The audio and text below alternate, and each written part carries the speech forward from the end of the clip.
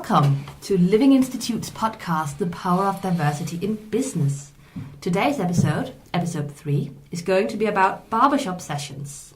We're going to talk about what it is and how can they help solve some of the gender balance issues that many organizations are dealing with. But I'm not going to be the one talking. Like always, we have a guest. And today we are so fortunate to have partner and chief consultant Jens Rottbøll in the studio with us. Hello, Jens. Hello. Thank you for coming. Yeah, and thank you for inviting. No problem. So you are an expert on Barbershop Sessions. Can you tell me a bit, and you can tell us what it is?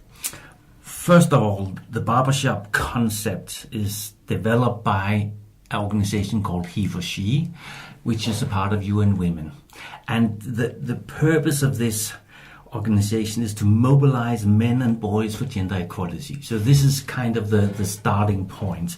And of course it plays with the metaphor of a barbershop. That's why you have the name. So in that barbershop you have a safe space where you discuss and where you try to move the needle forward. This is what you want to do with a barbershop.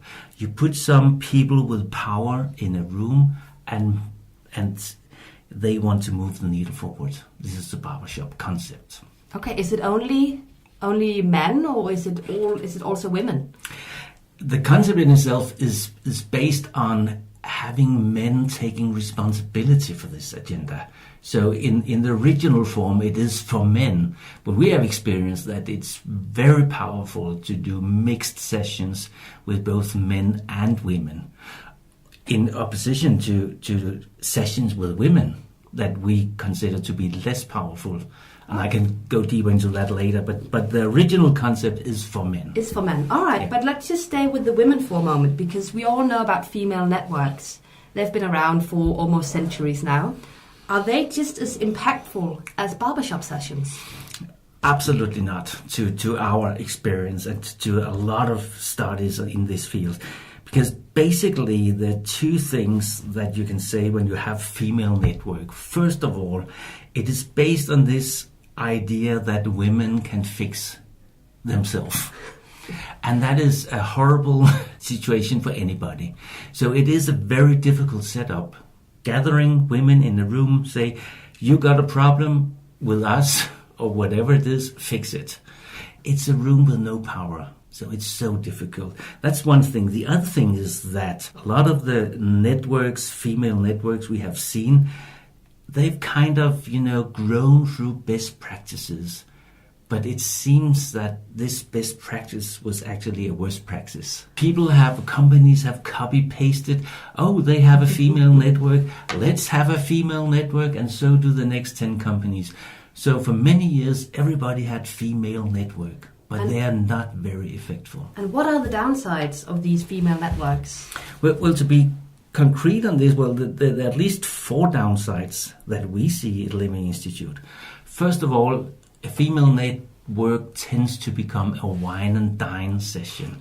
Not meaning drinking wine, but a group of people, group of women complaining on all the stuff they have experienced at work, which might be very real. I'm not saying it's not real, but it is in this closed room, and it tends to become a wine and dine session, not moving outside the room. Not moving the needle. Exactly. And the second one is that some of the women attending a female network, they came in through the door and thought they had these, experiences by themselves. Now they realize that everybody shares them. And that's, some of them conclude, well, if we all have that experience, well, it's a structural thing in this company, so I better go find myself another job, because it seems that everywhere I look, they got the same issues. Third one is that the women that really are very ambitious, they want to stay out of these networks. They say, well, I want to make my own path through this, and it doesn't go through a wine and dine session. Okay, are there any indications that female CEOs have reached this position due to female networks? Neither studies or experience shows this.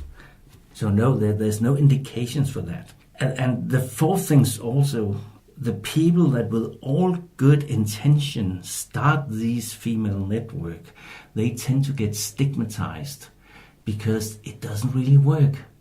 And you only have one shot if you want to move the needle. So don't do a half job. That's why we point to the fact that the barbershop concept have a much stronger impact than the female network. Okay, very interesting. And what makes these barbershop sessions so much more impactful? First of all, on the general level, you can say a barbershop session, you have people with power in the room.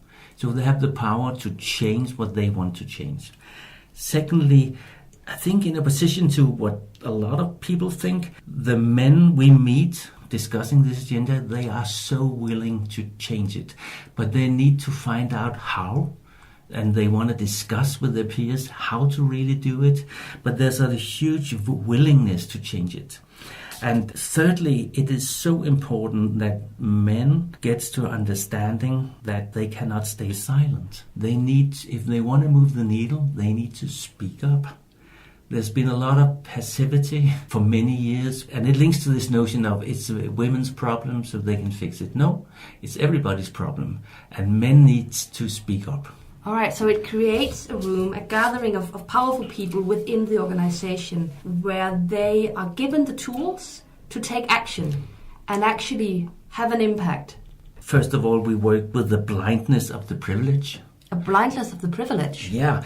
Having men understanding when and where during the lifetime they have been privileged, when they found out that it was so.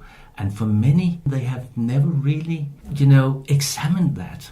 So a barbershop session is also about self-examination, understanding things about your own role. So that is part of that. We work with unconscious bias, all the filters that impact your decisions without you really knowing. We work with power questions where we ask the men questions like, when did you first realize you were privileged?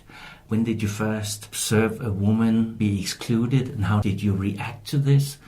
And it's simple questions, but it raises a hell of a dialogue. And from our perspective, when you add women to these barbershops, the energy gets even higher. So we really love to do barbershops with men, with women, with people with power that take a deep dive into these issues. That will move the needle forward. Fantastic, Jens. I'm so happy you came and enlightened me and our listeners about the concept of barbershops. And I'm quite confident that if anyone have any questions, they can always reach out and you will be able to tell them so much more. Definitely. Just call us. We will help you make the barbershop. All right, great. And thank you so much for listening. And I hope you stay tuned until next time.